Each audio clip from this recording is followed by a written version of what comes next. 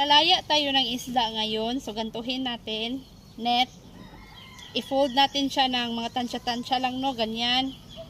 Tapos, ilagay natin to dito sa right. Magkuha tayo ng kaunti dito, mga siguro, ganyan kadami. Ilagay natin sa siko. So, ganito itsura, oh. Pagkatapos, kuha ka ng kaunti dito. Dapat hindi maigo, hindi matamaan yung isda ba sa ulo. So, ihagis natin to. Dapat marami tayong kuha, ha. Ganito, oh. 1, 2. Ayaw, wala pa.